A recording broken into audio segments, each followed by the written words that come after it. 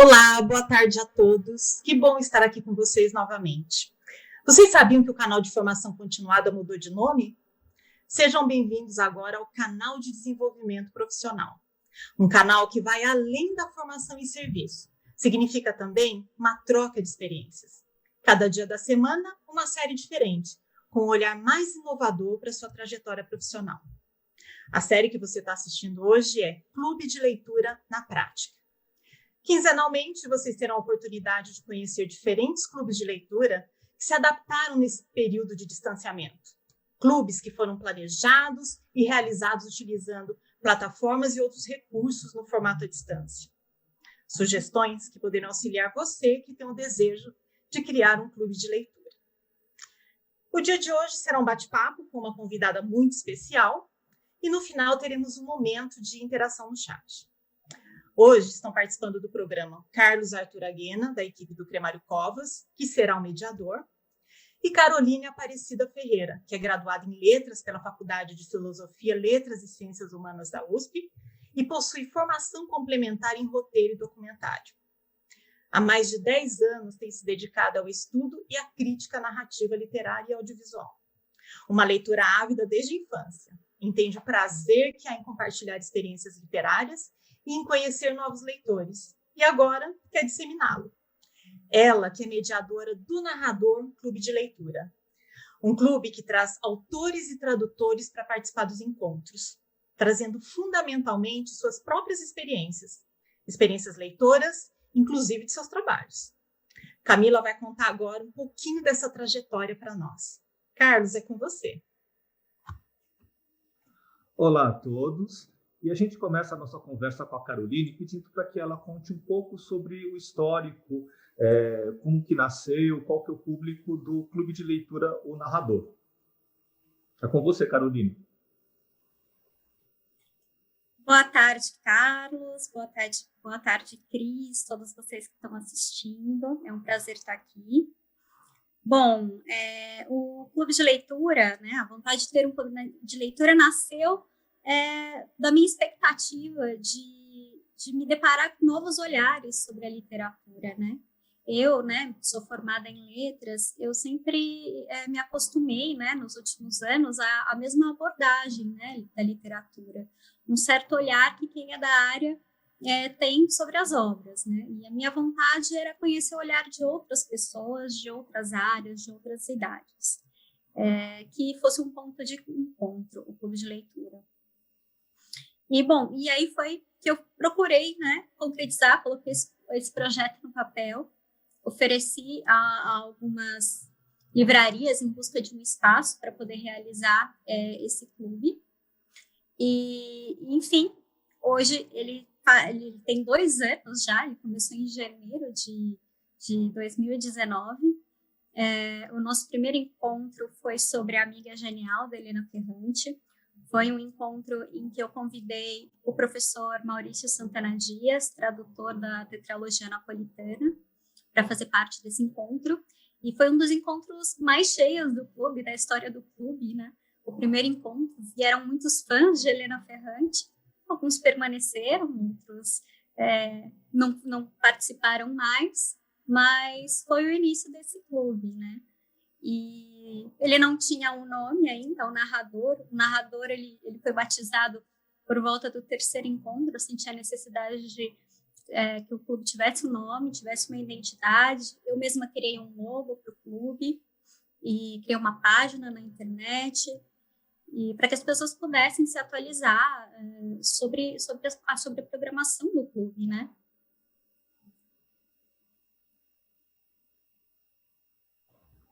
Caroline, fala um pouco como que são escolhidos os livros, como é a curadoria do Clube de Leitura, o Narrador. Bom, na curadoria eu busco pela diversidade. Então, eu busco obras de diferentes momentos e de autores de diferentes países e procuro mesclar essas obras na programação semestral. Então, por exemplo, clássicos, né? Obras clássicas. Nós já lemos O Retrato de Dorian Gray, nós já lemos As Relações Perigosas, A Outra Volta do Parafuso, Lolita.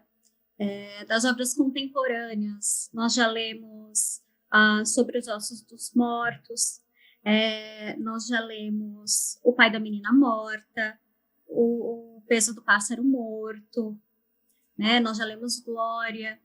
Então, a diversidade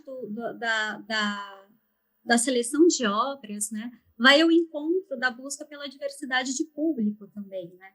A vontade que pessoas diferentes se encontrem para ler aquelas obras, né? Por outro lado, como que eu faço para selecionar, né? Eu leio muitas resenhas, muitas publicações destinadas à literatura. Eu estou sempre alerta em relação aos lançamentos do mês, e tudo isso faz com que eu consiga definir a programação semestral, né? E eu também sempre peço para que os próprios participantes deem suas opiniões. Eu sempre falo, olha, por favor, gente, deem as sugestões, digam o que vocês estão esperando, né? Ler, né? O que vocês aconselham, e eles são ótimos leitores, então eles sempre têm ótimos conselhos para dar, ótimas dicas. Então eu avalio aquilo que eles me passam, e a partir dessa avaliação eu também faço uma programação. Então todo final de mês eu vou lá e todo final de semestre, né? Eu vou lá e determino o próximo semestre, a programação do próximo semestre inteiro. E dentro dessa programação do semestre, eu mesclo entre épocas e autores. Caroline, fala um pouco mais de quem é o seu público, né? O perfil do seu público e assim a metodologia dos encontros, né? Como é que funciona a dinâmica? Eu acho que esse é um dado bastante importante para os professores, tá? A dinâmica, a metodologia do clube de leitura o narrador. Tá. E o público? Sim, o público.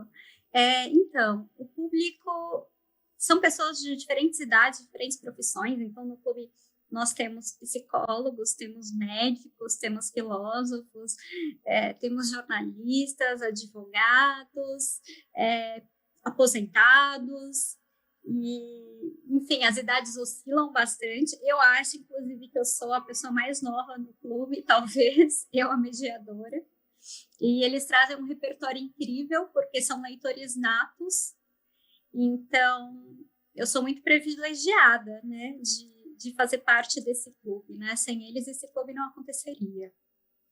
E a outra questão, a metodologia, né? Bom, a metodologia é o seguinte, são encontros mensais, eles duram 1h30, né, mais ou menos, e até 2 horas, às vezes. E nesses encontros, a gente vai discutir uma obra, cada encontro uma obra diferente, né? Então, qual que é a proposta, a princípio? Eu faço uma mini aula no começo de cada encontro. Eu poderia dizer assim, eu falo sobre o autor, sobre a obra daquele autor como um todo, a importância daquela obra que nós estamos lendo no contexto da obra do autor. Então, eu faço uma contextualização daquilo que a gente vai ler. E depois disso, eu abro para começar a discussão em si. Então, eu sempre parto de uma abordagem que eu chamo de abordagem impressionista. Eu quero saber a impressão dessas pessoas a respeito da obra, né, que elas leram. E isso parte, né, do gosto da pessoa. Olha, eu gostei, eu não gostei, eu tive estranhamento, olha, eu me senti muito próximo. Nossa, eu acho que eu leria de novo, enfim, essas impressões que as pessoas têm sobre a obra. E dessas impressões, eu parto para uma análise e uma interpretação, né? Conforme a nossa discussão vai se aprofundando, eu coloco um ponto, coloco outro, né? Coloco um elemento ou outro para a gente pensar, para analisar do porquê gostar, do porquê não gostou, né? Então, acho que tudo isso faz parte da minha abordagem, né? Como clube, né? Como o clube funciona. E eu sempre tenho em mente algo que um pensamento do Umberto Eco, né? Umberto Eco, ele escreve no livro dele Interpretação e Superinterpretação, a respeito, né, da crítica literária, né, ele sempre fala que, para além, né, da intenção do autor ao escrever aquela obra, né, que é muito difícil que a gente alcance, e da intenção do leitor, né, sobre aquela obra, né, a intenção que o leitor quer projetar sobre a obra, existe a intenção do texto. Então, a minha proposta é o trabalho com o texto, né, e é bárbaro de ver como é frutífero esse encontro, porque surgem novas concepções, né, daquilo que foi lido, e é maravilhoso, né? Eu me sinto fora da minha caixa, e eu acho que todas as pessoas se sentem, né? E eu acho que essa é a verdadeira intenção do clube de leitura. Caroline, você tem convidado escritores e tradutores para participarem dos encontros do Clube de Leitura O Narrador. Então, eu peço para que você conte um pouco como que funciona a dinâmica, né, como que é a participação desses escritores, se é surpresa para os participantes. Fala um pouquinho.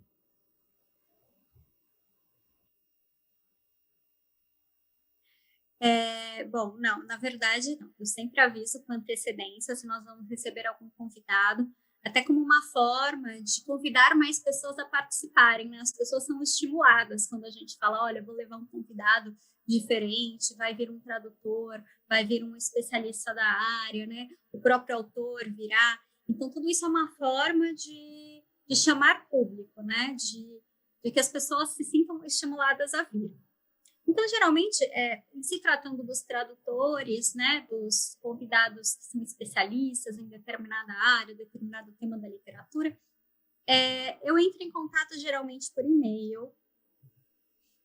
Alguns foram meus professores na faculdade, né? Eu tenho esse privilégio né, de ter conhecido, de ter tido aulas com tradutores, com ótimos professores. Então, eles foram meus professores.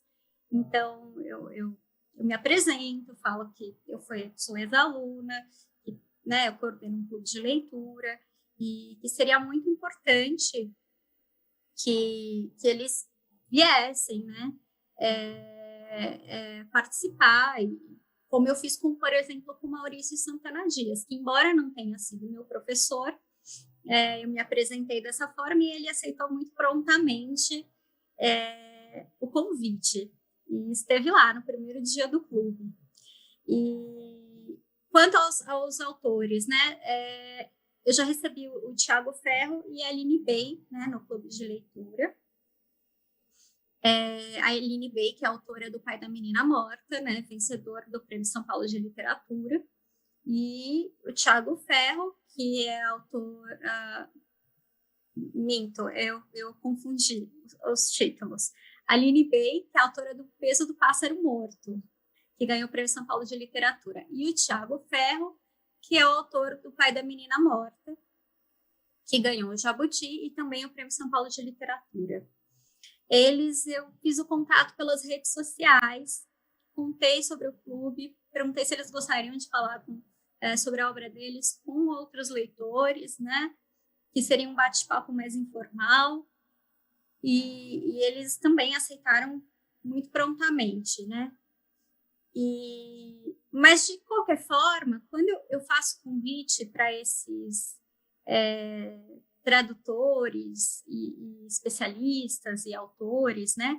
A ideia não é só que eles sejam, né, uma autoridade sobre aquela obra, ou que, né, façam uma espécie de palestra ou aula sobre aquela obra, mas que eles vivenciem como leitores, né? Se possível, eu peço a eles, falo, olha, vocês também estão aqui como leitores, né? Como vocês sentiram essa obra como leitores, como vocês viveram essa obra como leitores, né? O que é você, autor, enxergando a sua obra nos olhos do leitor? É possível? Então, essa é a proposta. Então, geralmente, eles fazem como eu, né? Eles falam um pouco sobre a obra, um pouco sobre eles. As pessoas aproveitam para tirar dúvidas, aproveitam para autografar seus exemplares. E aí a gente abre para uma roda de conversa e todo mundo vai lá e fala um pouquinho daquilo que né, chamou atenção na obra do autor ou do tradutor, enfim. Esse aqui é o marcador de livros que a Caroline produziu para o Clube de Leitura, o Narrador. E esse marcador de livro tem os direitos do leitor, tá? De autoria do Daniel Penac. Eu queria que a Caroline nos explicasse um pouco o que são esses 10 direitos do leitor. Poxa, os direitos do leitor, eles foram extraídos de um ensaio do escritor Daniel Penac, né? Ele é um escritor e professor. Se chama Como um Romance. Esse ensaio foi publicado em forma de livro, né? É bastante fácil de se achar. E nesse ensaio, o Daniel Penac fala sobre como, né? Ele faz reflexões sobre a leitura e ele fala sobre como a leitura deixa de ser um prazer e se torna uma obrigação conforme a gente cresce, né? Como essa leitura deixa de ser prazerosa, né? E ele dá muitos exemplos, né, de adolescentes que perderam o gosto para a leitura, né, que quando eram crianças se encantavam tanto por esse universo e quando crescem abandonam o gosto pela leitura. E é um livro que eu particularmente acho que todo professor tem que ler, todo professor tem que ler, é um livro que eu diria que é obrigatório, porque eu acho que o professor tem essa missão de estimular os seus alunos a ler, né? E qual é a melhor forma de fazer isso? E o Daniel Penac trabalha tudo isso nesse ensaio e trabalha com uma linguagem literária, né? Ele não trabalha como uma linguagem objetiva, né? Ele inclui cenas, né? Ele ilustra. Então, é um ensaio muito precioso. E então, como uma forma de fazer o autor voltar, né, fazer o leitor, né, voltar a sentir prazer ao ler, ele enuncia os 10 direitos do leitor, né, que são direitos que subvertem a obrigação da leitura, né, que subvertem a leitura enquanto obrigação. Se você me permite, acho que eu vou enunciar os 10 direitos, Carlos, para que as pessoas entrem em contato, né? Então, vamos lá. O primeiro direito é o direito de não ler, né? O que é o direito de não ler, né? Eu acho que muitas vezes nós nos vemos com várias recomendações sobre aquilo que a gente deve ler. E nós temos um determinado tempo, nós temos uma determinada vontade. Ser capaz de dizer, isso eu não vou ler, porque isso não entra nas minhas vontades e naquilo que eu aprecio dentro da leitura e naquilo que me interessa. Então, esse livro, por exemplo, eu não vou ler. O segundo direito é o direito de pular páginas. Bom, o Daniel Penac fala deliberadamente que a gente pode pular algumas páginas que não estão nos agradando.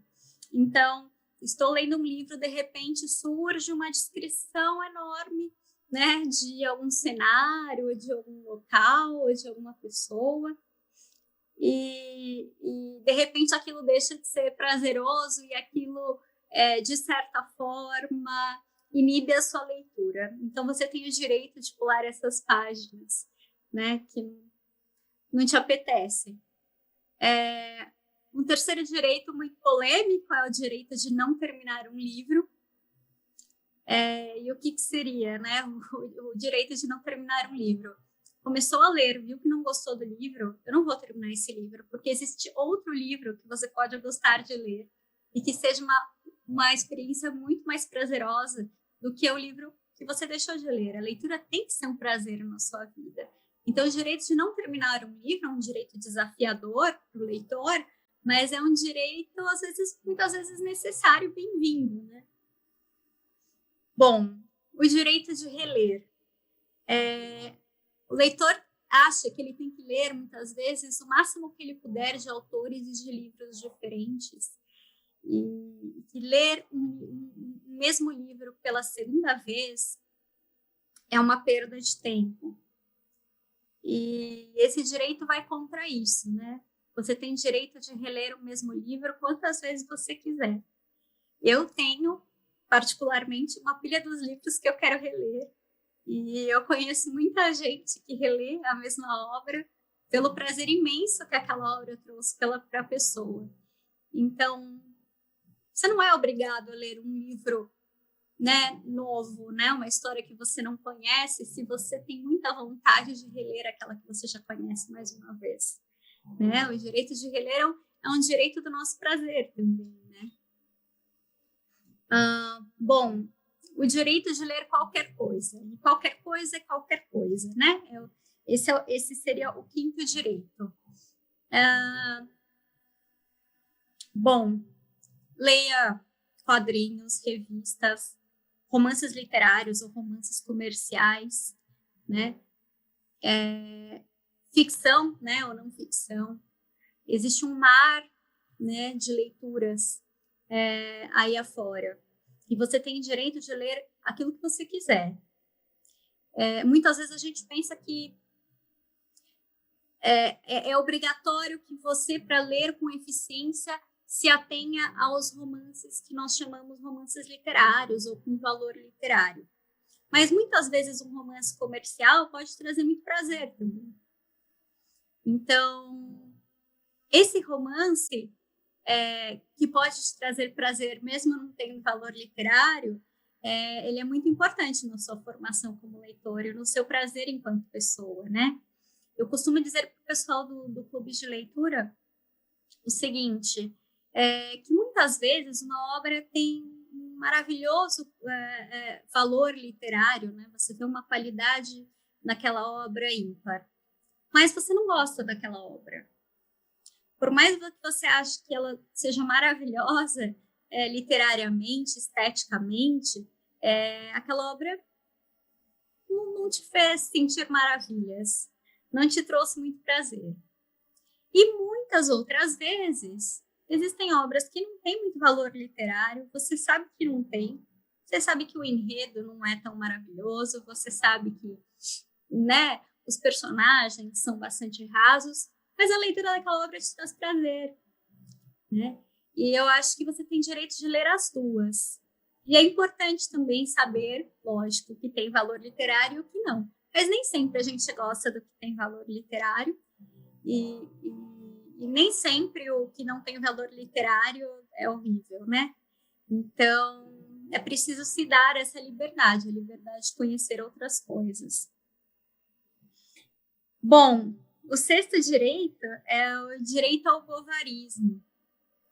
Esse direito, o direito ao bovarismo, ele se refere a Madame Bovary, do Flaubert, que era uma mulher que lia muito e se identificava profundamente com as personagens que lia e começavam a agir como essas personagens. Eu acho que estamos todos sujeitos a isso, né? Nós temos essa liberdade de sentimentos e sensações, né? Que vem da leitura de uma obra e muitas vezes nós entramos profundamente naquela leitura. E esse é mais um direito do leitor, o direito ao bovarismo. O oitavo direito é o direito de ler uma frase aqui e outra ali. Ou seja, vou ver se eu gosto desse livro. Você abre uma página e você escolhe uma frase, lê uma frase aqui e outra ali. Bom, acho que vou ler esse livro inteiro. Não, acho que não vou. Não, mas você só leu uma ou duas frases? Poxa, mas ainda assim é o seu direito. É o seu direito de raptar algumas frases soltas, né? Muitas vezes, eu não sei, você está no metrô, eu sou uma pessoa que, se eu estou no metrô e eu vejo alguém lendo, eu fico curiosíssima para saber o que a pessoa está lendo. Né? E se eu puder colher alguma frasezinha do livro daquela pessoa, eu colho, né? Então, eu acho que passa, né, o direito de ler uma frase aqui e outra ali passa por isso. O direito de ler em voz alta, né? É o nono direito. que é um prazer imenso. Eu acho que todos, quando crianças, nós lemos em voz alta, né? Para deixar bem claro que nós sabíamos ler, né? E era muito maravilhoso ouvir o som da própria voz, né? Lendo uma passagem, um texto, alguma coisa, né? E a leitura em voz alta traz muito prazer. E eu acho que depois de certa idade, nós rechaçamos a leitura em voz alta, né? Às vezes, né? Às vezes estamos em uma casa, com família, com filhos, e nos sentimos constrangidos à leitura em voz alta. Mas a leitura em voz alta é uma prática de aproximação da literatura, né? Bom, e o último direito é o direito de se calar. E o direito de se calar, ele é basicamente o direito de você guardar para você tudo aquilo que você sentiu e pensou a respeito de uma obra. Às vezes a obra foi tão intensa e tão forte, né, dentro da sua vida, que você prefere não falar sobre a obra. Você está digerindo tudo aquilo, você quer guardar tudo aquilo para você. Isso vai um pouco contra, né, a ideia do clube de leitura, que é dividir as suas impressões, mas o clube de leitura é também um espaço para só se ouvir e ficar calado quando necessário, né? O clube de leitura não é só um espaço em que todo mundo tem a obrigação de falar, mas é um espaço em que as pessoas podem escutar também, né? E elas podem se calar a respeito daquilo que elas pensam da obra. E, bom, esse foi o último direito, né? E eu ofereci esses direitos, eu fiz um marca-página do clube de leitura e eu ofereci esses direitos aos participantes do clube, aos meus leitores participantes, para que eles, se necessário, retreinassem, né, os seus hábitos de leitura, né?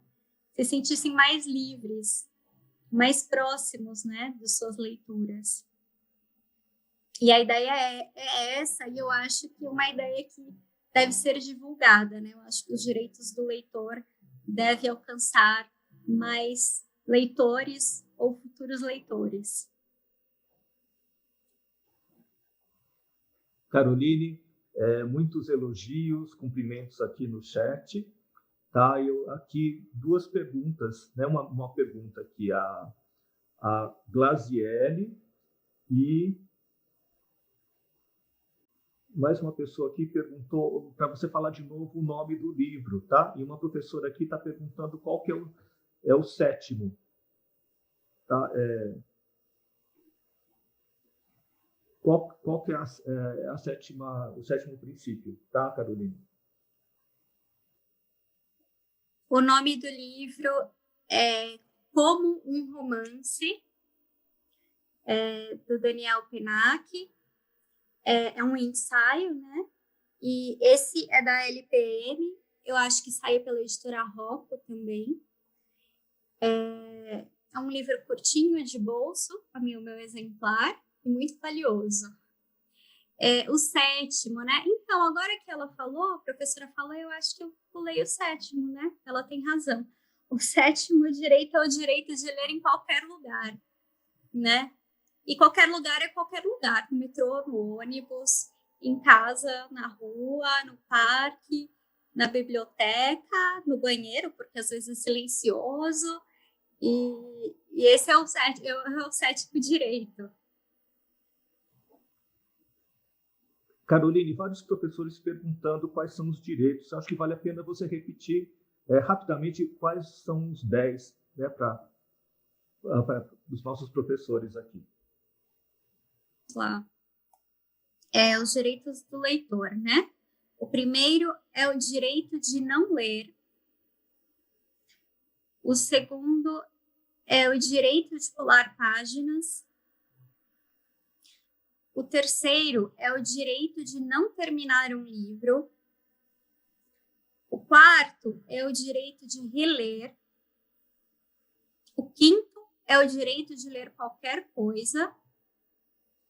O sexto é o direito ao bovarismo, que o Daniel Penac chama de doença textualmente transmissível. O sétimo é o direito de ler em qualquer lugar. O oitavo é o direito de ler uma frase aqui e outra ali. O 9º é o direito de ler em voz alta. E o 10º é o direito de se calar. Será que deu agora? Caroline, alguns comentários aqui. A professora Maria. Amo essas lives sobre clubes de leitura. Professor Roberto Canossa. Maravilhoso trabalho desta equipe. Parabéns. E aqui uma pergunta da equipe do Cremário Covas, aqui no chat. Alguma dica para manter a frequência e a fidelidade dos clubistas? Bom, eu acho que uma das dicas é manter um ambiente acolhedor, né? Em que não exista o certo ou o errado, né? Dentro da literatura, exista o plausível. Eu costumo dizer isso para as pessoas de uma maneira geral. Não, mas você acha que essa análise, essa interpretação está certa? Você acha que está errada? E eu digo, bem, algumas, né, exceções, muitas vezes é uma questão de plausibilidade. Algumas interpretações e análises são mais plausíveis do que outras, porque são mais bem sustentadas, né, e mais bem alimentadas do que outras. Então, eu acho que uma ideia é trabalhar isso no clube, que as pessoas não se sintam constrangidas, né, ou com medo de errar, ou de não apresentar uma impressão correta, ou uma impressão a ser valorizada. Eu acho que isso é uma forma de fidelizar o clube, né? Você criar um ambiente confortável. E eu acho que a outra questão, para que as pessoas continuem participando do clube, é que eu sempre peço para elas, como a gente estava falando na curadoria, né? Eu peço para que elas deem suas impressões, né? Deem suas dicas, suas sugestões daquilo que elas gostariam de ler. Então, que a pessoa fale, olha, posso te dar uma dica? Eu gostaria de ler esse livro no clube. Ou, eu acho que tal autor é muito bom, né? Eu gostaria de ler esse outro livro. Então, e você acolher, né? Você ver que aquela dica, aquela sugestão tem sentido dentro da sua programação, né? No meu clube, como eu disse, eu faço semestralmente a programação, e colocar aquele livro lá é importante para aquela pessoa, né? Que viu que foi acolhida, né? Na sua sugestão, e que vai discutir uma obra que ela tem vontade, né? E isso é muito importante, né? E passar esse gosto pela literatura também, né? Eu acho que é uma forma de você fidelizar as pessoas, mostrar o quanto você gosta daquilo que você lê, daquilo que você faz, né? O quanto é importante estar lá com aquelas pessoas discutindo literatura, né? Trocando boas ideias, bons autores. Claro, os convidados também são uma forma de fidelizar, viu? Os convidados também são uma forma de você chamar pessoas, de você garantir que a pessoa participe, né?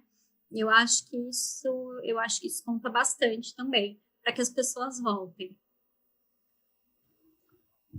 Caroline, mais um comentário aqui. O professor Marcos, deve ser Vinícius. Boa tarde. Um livro que gosto muito é O Conde de Monte Cristo. Ele explora a imaginação e a astúcia para sair de situações problema. Tá? E aqui mais uma pergunta da nossa equipe. Você pretende manter os encontros à distância depois da pandemia ou talvez funcionar nos dois formatos, presencial e à distância? Marcos Vinícius, né? Falou do Conde de Monte Cristo. É uma obra maravilhosa. É uma obra que eu já pensei em colocar no clube, inclusive. Mas existe uma outra questão que agora eu gostaria que eu acho que eu não comentei, né, quando eu falei da curadoria, mas que eu gostaria de comentar com vocês, que é o tamanho das obras. Você tem que ser razoável na escolha do tamanho das obras que você seleciona, porque o pessoal vai ter um mês para ler, né? E muitas vezes aquilo que você lê em um mês rapidamente, outros participantes não leem, né? Existem ritmos de leituras diferentes. Então, o Conde de Monte Cristo, por exemplo, eu não coloquei ainda pelo tamanho. Eu preciso de um intervalo maior, né? Talvez início do ano no clube, né? Que você tem uma férias, né? Um tempo de férias, e aí você vai lá e pode colocar uma obra maior, porque as pessoas tiveram mais tempo para ler. Mas eu concordo com o professor, é uma obra maravilhosa. Inclusive, tem adaptações também bastante conhecidas para o cinema. E a questão do presencial e virtual, né? Então, gente, faz mais de um ano que o clube virou um clube virtual, né? E eu vou dizer para vocês que o clube virtual atraiu mais gente do que o clube presencial. Eu não esperava por isso.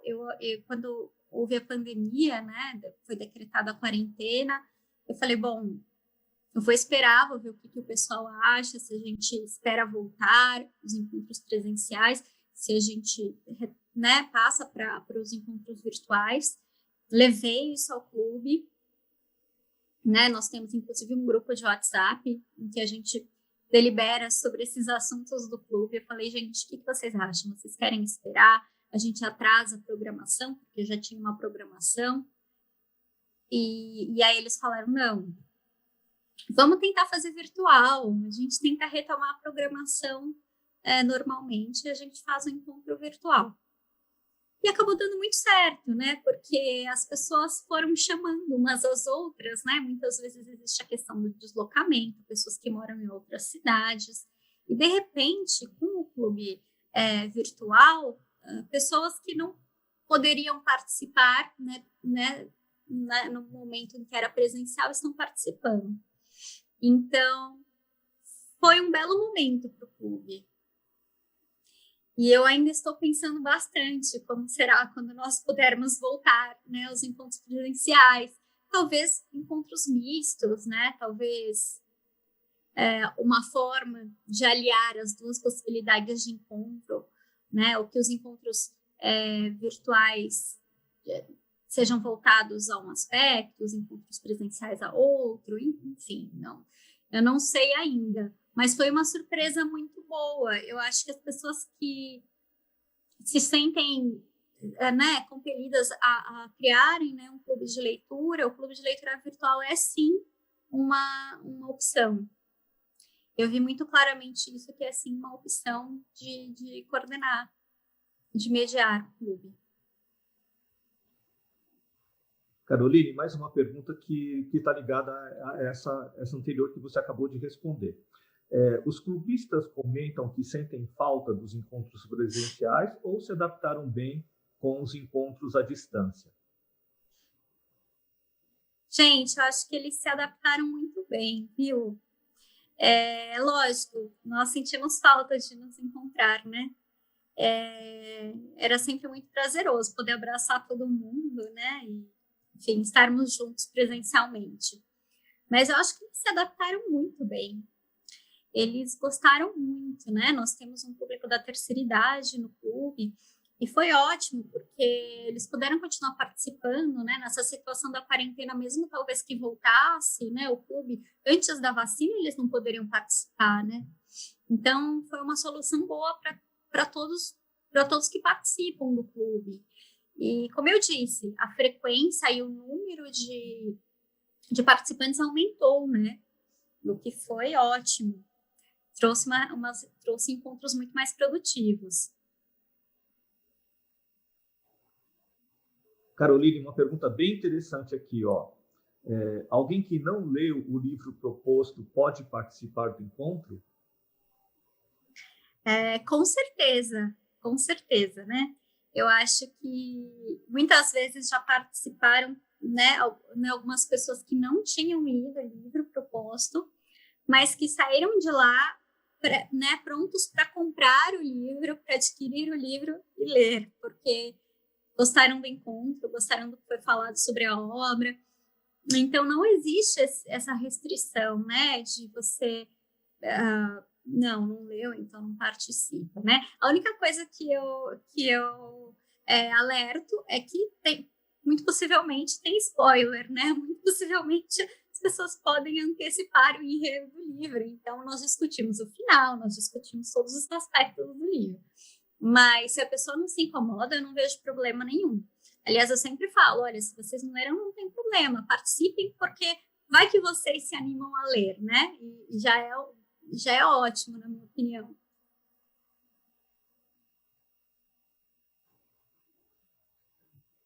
Caroline, agora uma pergunta que eu acho que é uma preocupação de grande parte dos professores que estão aqui nos assistindo, tá? A professora Cláudia, boa tarde. Boa tarde. Como fazer meus alunos leitores se muitos não gostam de ler? Alguma dica? Eu acho que a grande dica de hoje são os direitos de leitor que você pode dar para ele, né? Que ele pode ler escolhendo aquilo que ele vai ler, né? Que ele pode pular as páginas que ele não gosta, que ele pode se recusar a ler talvez alguma obra que ele acha que não é interessante para ele. Então, eu acho que essa é uma bela forma de aproximar o aluno da leitura. Mais uma vez, eu recomendo o livro do professor Daniel Pennac, porque o Daniel Pennac passa por isso. Tem um trecho do livro em que ele fala, né, ele narra um adolescente em sua mesa de estudos, assim, passado, porque ele tem um livro de 500 páginas para ler, que o livro não diz nada para ele também não diz nada para o livro, e ele é obrigado a ler aquilo, e é uma situação horrível. E eu acho que o segredo é fazer com que a leitura se torne um prazer novamente. Deixe de ser uma obrigação e se torne um prazer, né? Eu acho que, às vezes, sim, o aluno tem, né? Ele precisa ler certas obras, né? Ele é obrigado a responder a um currículo, né, pré-determinado de ensino, mas às vezes isso pode ser feito de uma maneira mais amena, de uma maneira que ele se sinta mais livre dentro das vontades dele, né, que ele entenda o prazer da leitura por isso. E eu acho que a postura do professor também, de mostrar como é maravilhoso o universo da leitura, faz toda a diferença, assim, né? Eu fui ensinada pelo exemplo, né? Eu via minha mãe lendo, e aquilo me estimulava muito. Nossa, ela tá lendo, e eu ficava meio curiosa, e eu andava em círculos em volta para ver o que estava acontecendo, né? E via que ela se divertia, né? E me foram contadas histórias quando eu era criança, eu não sabia ler, mas eu ouvia as histórias.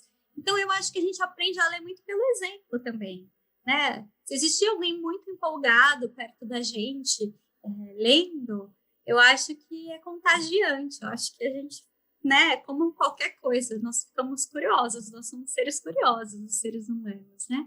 E eu acho que o professor passar isso, talvez não seja a única solução, mas seja um princípio muito importante de um caminho, né, para alunos leitores.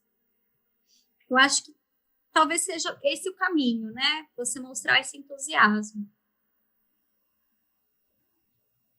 Caroline, mais uma preocupação de professores aqui. Você acha que é possível desenvolver esse projeto em sala de leitura, sala de aula nas escolas? Isso é uma questão da professora Sandra e do professor Daniel. Professores, que bacana que vocês fizeram essa questão. Quando, um ano depois de ter criado o clube de leitura e o clube foi se fortalecendo aos poucos, eu tive que ter muita paciência. Às vezes, nos primeiros encontros, assim, né, depois do primeiro encontro, que foi muita gente, os encontros que se seguiram, às vezes iam 5 pessoas, iam poucas pessoas, né? E foi com muita persistência que os encontros, né, evoluíram e o clube se consolidou. Então, assim, quando o clube tinha mais ou menos um ano, eu criei um projeto do narrador o clube de leitura na sala de aula, que era uma vontade minha de levar o projeto do narrador para as escolas públicas, para que de alguma forma houvesse uma aproximação, né, com estudantes de escola pública, essa dinâmica da leitura em clube, né, não saindo um pouco, né, desse sistema da sala de aula, né, de que o professor está na frente, os alunos se sentam nas carteiras e o professor ensina a literatura, mas num sistema em que todos estão numa roda ali, dividindo, né, aquilo que eles têm para oferecer a respeito daquela leitura. Então, esse foi um projeto que eu fui amadurecendo, eu não soube como desenvolvê-lo, né? E, enfim, houve a pandemia também logo em seguida, e eu já não sabia mais como apresentar esse projeto de clube de leitura na sala de aula, mas eu acredito fortemente que o clube de leitura na sala de aula poderia ser maravilhoso. Poderia talvez ser esse link, né? De fazer o aluno gostar de ler, né? Que ele se sinta mais à vontade, né? Num ambiente talvez mais informal. Eu acho muito possível. O que eu acho que existe uma complicação, que foi a complicação que eu pensei quando eu pensei nesse formato, né, de clube de leitura para as escolas, que nem sempre todos os alunos vão conseguir adquirir os exemplares, né, de tais livros. Então, a gente precisaria da parceria de bibliotecas, ou então discutir contos a princípio, que são formas né, que são narrativas menores. Você pode criar um xerox, você pode, né, mandar pela internet. Então, formas que tornariam o acesso do aluno ao texto mais viável, né? Que era uma das questões que eu pensava muito a respeito. E quem sabe um dia a gente ter a colaboração de editores que queiram, né, fazer uma parceria com as escolas e fornecer esses exemplares para os alunos, para que se torne viável o clube de leitura, né? Mas eu acho que é um sonho. Eu apoio esses professores que têm muita vontade de criar o clube de leitura e têm essa vontade. Caroline, aqui um comentário da professora Ana Lídia. Tá? Eu não entendi muito bem, mas eu vou ler o texto dela. Caroline, inclua uma obra clássica nacional que já esteja no domínio público nas leituras. Assim, colocaríamos, por exemplo, no tema da redação do Enem, se o aluno tivesse lido O Alienista, Machado de Assis. Teria repertório para o tema O Estigma Associado às Doenças Mentais na Sociedade Brasileira, além de nos aproximar de temas recorrentes humanos, divulga a literatura. Comentário da professora Ana Lídia. Eu acho que, pensando nos alunos que prestam o vestibular, né, fazem o Enem, fazem a FUVEST, né, e enfrentam uma redação que muitas vezes com esses temas que muitas vezes os alunos entendem como temas problemáticos e difíceis de desenvolver, a literatura é uma ótima forma de se colher conteúdo, de se colher informação, né, de se basear numa boa resposta, numa boa redação. Eu acho que o que ela quis dizer é que talvez nesses clubes de sala de aula, talvez inserir essas obras de domínio público, como Alienista, que é uma obra de domínio público, para que esses alunos leiam e também, além de lerem uma ótima obra, sejam capacitados a realizar uma boa redação. Só que eu acho que as obras que estão no domínio público, né, que são autores que já estão mortos há mais de 70 anos, existem obras maravilhosas, e eu concordo, eu sou suspeita para falar do Machado, né, eu pessoalmente, mas eu acho que a gente tem que dar uma forma de trazer também literatura contemporânea para a sala de aula. Porque que tem muita gente falando de assuntos atuais, pertinentes, importantes para os jovens também. Dar abertura para a literatura contemporânea também é importante, né? Saber equilibrar as duas eu acho que é importante, porque a literatura contemporânea chama muito a atenção, né, dos jovens, né, de certa forma. E eu acho que pode ser um caminho também. Caroline, mais perguntas a respeito de sugestões de como trazer o clube de leitura para salas de leitura, salas de aula, né, nas escolas. Você poderia falar um pouquinho mais? Olha, eu acho que os clubes de leitura das escolas, né, e para salas de aula, eu acho que eles teriam que ser calibrados pela faixa etária, né, mas não pelas séries. Eu acho que se existe um apoio da diretoria da escola para que haja uma reunião fora do horário, né, regular, um horário oposto, que possa mesclar, né, que possa juntar alunos de diferentes séries, mas cuja idade não seja tão diferente, eu acho que é uma forma, né, de se abordar esses temas. Né? E eu começaria, mais uma vez, como eu disse, por textos, talvez que estejam no domínio público, contos, textos curtos, né? Até 20% de um livro a gente pode usar por direito, né, para estudo, né?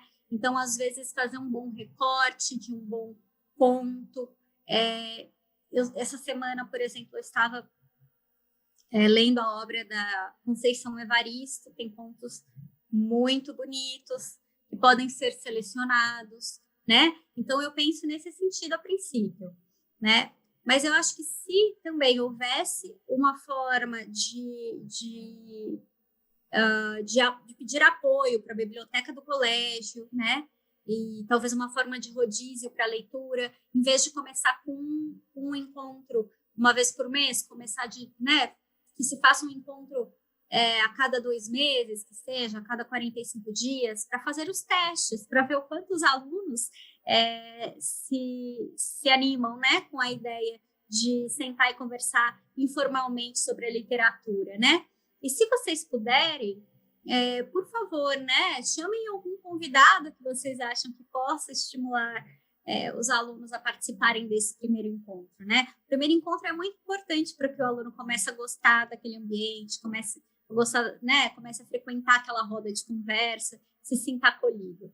Então, talvez seja importante convidar, né, alguém que vai interessar esses alunos, né, que queira fazer um trabalho conjunto com a escola. Então, eu acho que tem tudo isso, assim, eu acho que esses são critérios a se pensar. Bom, mas aí eu acho que vai da especificidade também de cada escola, né? Para aceitar a dinâmica e organizar um horário e etc. para receber essas crianças. Mas eu deixo a dica, né? Estamos na quarentena. Se seus alunos têm a possibilidade de acessar a internet, se eles têm a possibilidade de fazer um encontro online, eu acho ótimo. É um ótimo teste começar agora, porque pode virar presencial, né, quando as aulas voltarem normalmente, e pode ser um ótimo teste, chamar esses alunos para participarem online, mandar um texto para eles, dizer para que eles leiam esse texto e conversar com eles, né, a respeito do que eles acharam. Eu acho que é um bom caminho. Agora é uma hora de testar, é uma hora de oportunidades, porque a quarentena é vista muito como, né, uma hora, um momento em que você tem que paralisar os seus planos, né? E para mim não, é um momento de você testar os seus planos, de você aproveitar que pode ser um espaço, né, virtual para você receber esses alunos, conversar com eles, bater um papo, falar sobre literatura, né? Se possível, aliar a literatura a um filme, às vezes tem uma adaptação de um conto, às vezes tem uma adaptação ou um texto que você acha que parece com um filme, você acha que pode trazer uma boa discussão. Tudo isso pode incentivar a criação de um clube de leitura na sala de aula. Caroline, uma pergunta bem interessante da nossa equipe aqui, assim, a respeito dos contatos que você faz com escritores e tradutores. Você teria alguma dica assim, de como conseguir trazer escritores, até alguns famosos, né, para clube de leitura? E se você planeja assim, a participação deles, você faz uma reunião com eles, como é que funciona isso?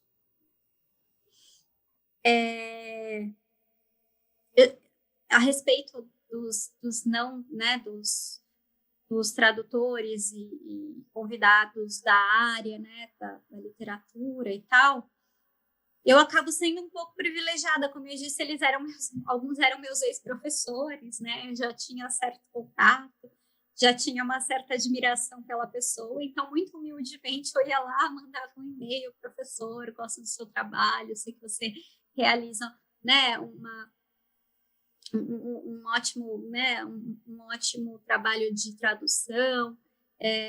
Nós vamos falar sobre a obra tal no encontro, você traduziu essa obra, será que você não quer conversar com a gente? né? Porque todo tradutor é um leitor maravilhoso, né?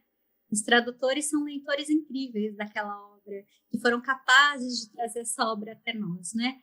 Então, eu converso, né? Eu peço muito educadamente, explico que o Clube de Leitura não tem fins lucrativos, né? Que é um trabalho voluntário que eu faço, né? Com a maior dedicação do mundo por acreditar nesse modelo. E os convido, e a maioria eu nunca recebi nenhuma recusa. Eles participam com muito carinho. E não tenham vergonha, mandem e-mails, né? Eu, por exemplo, quando eu vejo um tradutor do livro e eu falo, esse cara traduziu, jogo no Google, ele está em São Paulo. Agora não precisa estar necessariamente em São Paulo, né? Já que os encontros são online. Mas eu coloco, se a pessoa está em São Paulo, se a pessoa está disponível, vou conseguir o e-mail dela, né? Se for um professor universitário, você geralmente consegue o e-mail no site da faculdade. Geralmente eles têm uma página, eles têm o e-mail deles lá disponível. Então eu vou lá, entro nessa página, pego esse e-mail, explico, me apresento. E olha, é muito positiva a resposta deles. Eles também acabam gostando muito da ideia do clube de leitura, da ideia de verem outras pessoas falando sobre a obra que eles traduziram, porque geralmente eles não têm essa oportunidade. Então, tem que ser bacana para a pessoa que você convida também, sabe? Tem que ser algo que ela acredita, que ela gosta, que ela achou interessante. E é nisso que eu aposto, né? Nesse benefício para os dois lados.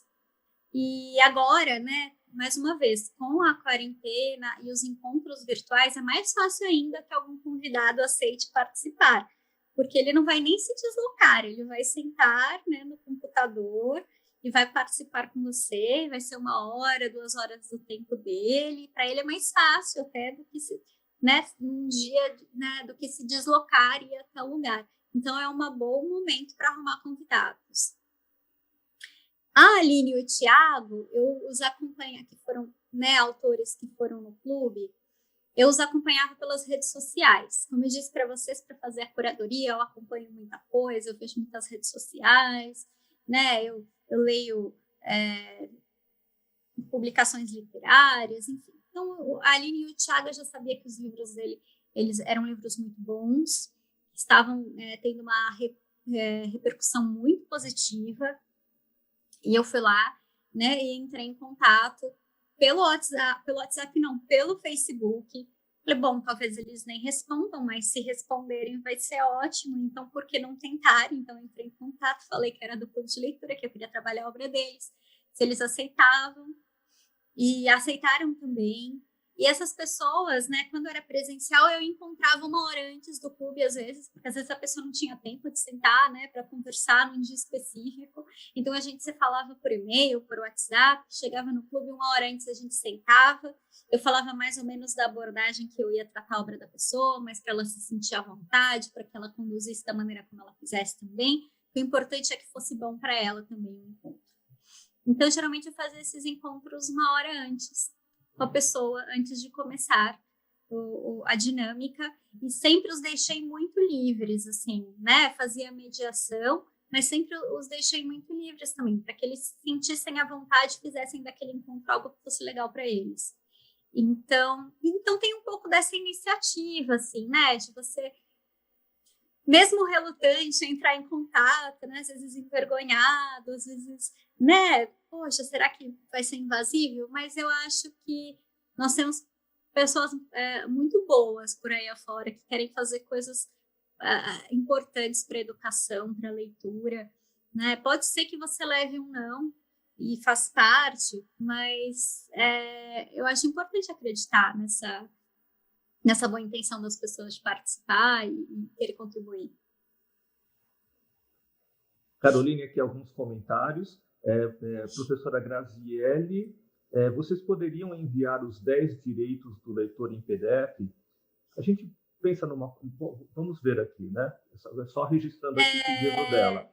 E mais uma aqui, só um comentário, um elogio, né? Professora Cleusa, olá, boa tarde. Só consegui ver agora Como posso rever tudo? Achei magnífico, professora Cleusa. Eu agradeço. Eu ia falar que os direitos do leitor estão na página do Clube de Leitura. Nas fotos, tem a foto do marca-página com os direitos do leitor. É o narrador Clube de Leitura. Esses direitos estão no Facebook, a gente também tem uma página no Instagram, mas os direitos estão no Facebook. Mas se for o caso, eu dou um jeito de disponibilizar sim, não tem problema. Eu posso fazer um PDF, eu posso ver qual que é a melhor forma. Aí vocês me direcionam que eu posso passar sim. E eu agradeço que vocês estão gostando, que bom. É um prazer para mim estar dividindo com vocês tudo isso e acreditar que eu posso contribuir de alguma forma para que os clubes de leitura cresçam, né, por aí. Fico muito contente. Caroline, agora uma pergunta bem legal. Você utiliza filmes, adaptações, obras, e aí a questão também, né, que todo mundo fala que o livro é sempre melhor que a sua adaptação para o cinema. O que você acha disso? Vamos lá. Eu utilizo sim, quando eu acho que na obra tem alguma adaptação interessante daquela obra. Eu falo, olha, assistam, se vocês quiserem, assistam o filme para que a gente possa debater isso, né? Para que a gente possa debater essa relação entre o filme e a obra. Bom, né? Existe isso, né? Que o livro é sempre melhor que o filme, né? Enfim. Vejam, o filme, geralmente, ele é sempre uma interpretação do livro, né? Então, ele não é necessariamente uma forma de você passar para a linguagem audiovisual, né, o que estava na linguagem literária estritamente, né? Então, o filme acaba sendo uma interpretação, com a qual você concorda ou não. Quando você você lê o livro primeiro, você já tem a sua interpretação da obra. Você forma na tua cabeça a tua interpretação da obra. E vem um filme e te oferece uma versão que não é a tua interpretação. Uma atriz que você acha que não parece com a personagem que você imaginou na sua mente. Então, tudo isso faz com que se ache o livro melhor do que o filme. Mas eu sempre penso o filme como uma interpretação, que pode ser boa, na minha opinião, ou não, né? Por outro lado, existe a ideia de que filmes ruins, livros ruins, originam bons filmes. Quando o livro é pouco trabalhado, não tem um enredo muito bem, né, muito bem arquitetado, costuma-se dizer que esses livros formam bons filmes. Por exemplo, O Poderoso Chefão. O Poderoso Chefão é um dos melhores filmes da história do cinema. É impecável. Mas o livro que deu origem ao Poderoso Chefão não é lá essas coisas, né? Então, é um exemplo de como esses livros mais ou menos dariam bons filmes. Um outro exemplo que eu tenho para dar são as relações perigosas, né? Que é ou as ligações perigosas, né? Depende da tradução. Que é um livro belíssimo, um romance epistolar, um dos mais bem feitos, né, da história. Sou apaixonada por esse livro. Nós temos o filme As Ligações Perigosas com a Glenn Close, com esqueci o nome dele agora. A Glenn Close, a Michelle Pfeiffer. John Malkovich. O John Malkovich, isso. É um filme muito bom também, mas ele não é um filme que traz uma interpretação tão apurada do livro, vamos dizer assim. Mas as duas obras são ótimas. Mas, né, existe esse degrau, né, entre a obra e a versão. Mas eu acho que o caminho de pensar a versão, né, a adaptação como uma interpretação, eu acho que é um caminho razoável, um bom caminho para a gente pensar as duas coisas diferentes, a obra literária e a obra audiovisual. Então é isso, assim, muitas interações aqui. Caroline, muito grato aqui pela nossa conversa, foi muito bom. Agradeço também a todas as pessoas que estão participando aqui do nosso programa, e eu passo agora a palavra para Cristina Nogueiró. Oi, Caroline. Que delícia de bate-papo hoje com você aqui, né? A gente podia ficar o resto da tarde. É muita coisa para contar, né? Eu tenho uma pergunta bem pessoal para você.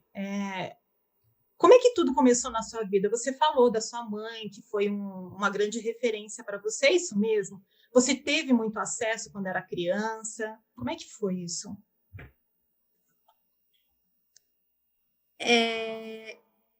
Dá para ouvir? Tá, né? Eu, eu ouvi muitas histórias, né? Eu cresci ouvindo muitas histórias. E olha só, né? Minha mãe me contava muitas essas histórias, ela lia na minha frente, isso me incentivou muito. E eu lembro de algo que marcou especificamente a minha infância, é que naquela época, e vai eu revelar a minha idade, tinha umas fitas cassetes que a gente ouvia histórias, né? Então vinha o livro, era um livro da editora acho que Globo, vinha a história, por exemplo, da Branca de Neve, algumas histórias, alguns contos de fadas, e ela vinha com uma fita, né, cassete que você colocava no rádio e eu via, né, a história.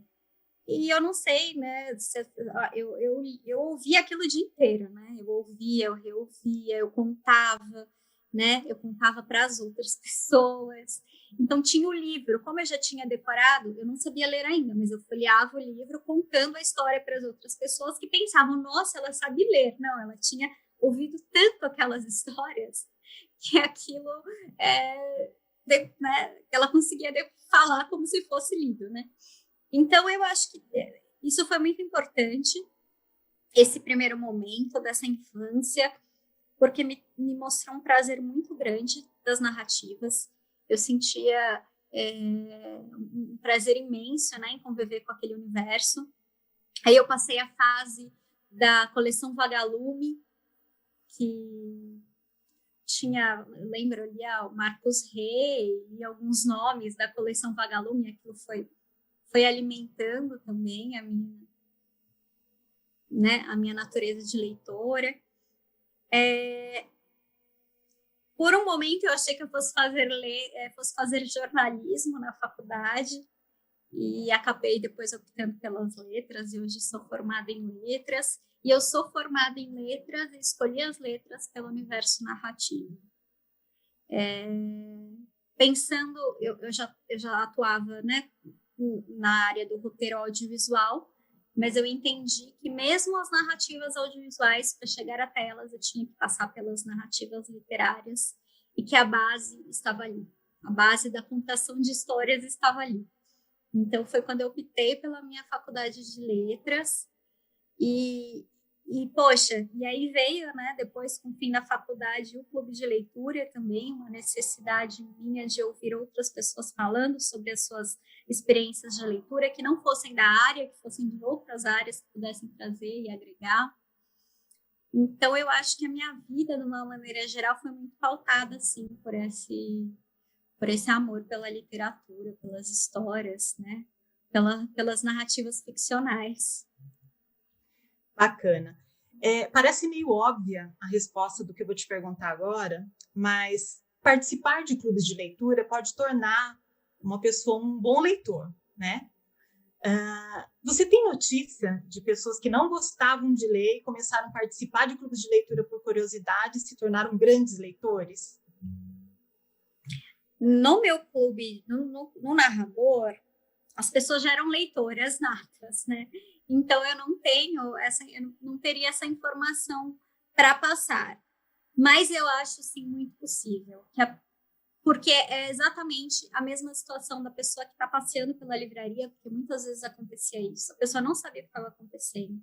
Ela falava, o que está acontecendo? Ela perguntava para alguém que estava na roda, e a gente falava, a gente está discutindo, né, um livro. Não, se você quiser sentar, pode sentar. É que eu não li, não tem problema, senta. E aí terminava o encontro e a pessoa ia lá atrás do livro para conhecer o livro, né? Então, eu acho que com certeza é possível, Cris, porque é o que acontece na prática, quando a gente vê as pessoas entrarem ali, sentarem por acaso e saírem procurando ler alguma coisa, já é incrível. Ah, legal, eu também acredito nisso. Isso que você falou agora, na verdade, acaba sendo uma estratégia também de divulgação, né? Falar um pouquinho do livro, falar um pouquinho do que acontece nesses encontros. Você usa algum recurso diferente, uma estratégia diferente para a divulgação do seu clube, para que as pessoas se sintam mais motivadas ainda? O que eu costumo fazer nas redes sociais, por exemplo, é colocar pequenos trechos do livro enquanto eu divulgo que vai ter o livro, vou lá, seleciono alguns trechos, coloco alguma notícia sobre o autor, por exemplo, uma entrevista com o autor, alguma, alguma coisa relacionada à obra. Se é o filme, eu vou lá e levanto todas as adaptações que já tiveram daquele livro e faço a lista. Gente, olha quantos filmes baseados tem nesse livro. Então, é uma forma de que eles se aqueçam para o encontro, né? Se motivem para o encontro. Então, eu faço isso, eu tento fazer isso, fazer essa pincelada de informações a respeito da obra, que é uma forma de chamá-los. Perfeito. Carolina, você tem alguma coisa que a gente não abordou aqui, que você acha que seria fundamental estar passando para quem está assistindo? Lembrando que quem está assistindo não são só professores, são profissionais da Secretaria da Educação. Então, a gente tem a ideia e gostaria muito que outros profissionais também promovessem clubes de leitura, né? É muito comum que o professor da sala de aula, o professor principalmente de língua portuguesa, né? Mas a gente tem notícias de professores de outros componentes curriculares também. O que você eu gostaria de falar que a gente não abordou aqui? Eu acho que a gente abordou um pouco de tudo, sim. Mas eu acho que a gente abordou pouco o lado do aluno, né? A gente falou dos professores que têm as suas dúvidas, etc., né? Eu acho que todos nós já fomos alunos e talvez a gente tenha tido as nossas limitações ou não com a leitura, né? Mas tentar adaptar ao máximo os clubes de leitura a esses alunos. Aquilo que você vai oferecer para ele ler, adaptar ao universo dele, aquilo que ele gostaria, que você acha que ele gostaria de ler, ou aquilo que pode fazer com que ele tenha um bom pensamento, né, a respeito dele mesmo através daquela obra, porque a literatura também é terapêutica. A literatura é terapia, a literatura é uma ótima forma de você aprender a língua, né? Então, né, eu acho que os alunos têm que sim se esforçar e chegar, né, a leitura de um Machado de Assis e ficarem felizes com isso, mas a gente também tem que fazer esse caminho de aproximação de alguma forma. Selecionar esse material, essa curadoria é muito importante, selecionar esse material que vai agregar e que vai estimulá-lo a ler. Assim, eu acho que isso a gente não falou muito e eu acho muito importante. Bacana, Carolina. Na verdade, a gente teria que fazer vários encontros e cada encontro discutir um pedacinho das propostas do clube de leitura, né? Que é muita informação. Acho que sim. Acho que sim, Cris. Bom, nós estamos chegando no final desse encontro maravilhoso, né? Quero agradecer a Carolina por esse bate-papo. Essa troca de experiências que aconteceu aqui enriqueceu ainda mais o nosso trabalho e, com certeza, a do público que está assistindo. Tá? Eu queria agora passar a palavra para a Caroline, só para ela fazer o convite para quem tiver interesse em participar do Clube de Leitura O Narrador. Produção, vocês podem colocar o PowerPoint, por favor?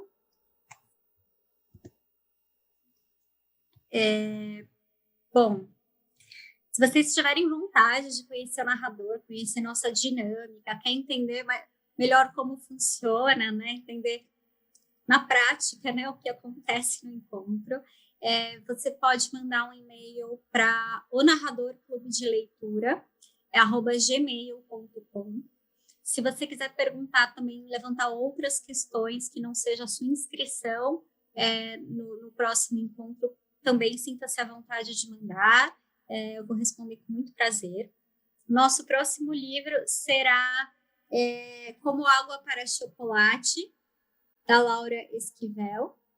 Esse livro que deu origem ao filme Como Água para Chocolate de 1992, com a Juliette Binoche, que foi um filme muito falado na época, né? Então nós vamos aí viajar um pouquinho pela literatura fantástica latino-americana e seria um prazer que vocês pudessem ir com a gente estar lá com a gente, participar, e, enfim, vocês são super convidados, tá? Sintam-se abraçados para participarem.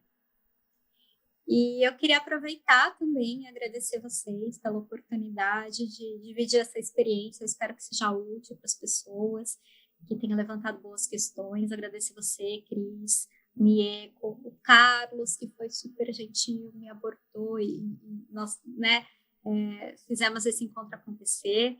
Agradecer a Cidinha, que apresentou o Carlos, né? A Cidinha, que é uma participante do clube, uma pessoa maravilhosa, e todos os membros do clube, porque sem eles o clube não existiria, são eles que fazem o clube. Muito obrigada. Obrigada, Caroline. A gente que agradece muito a sua disponibilidade para estar aqui conversando e batendo um papinho com a gente.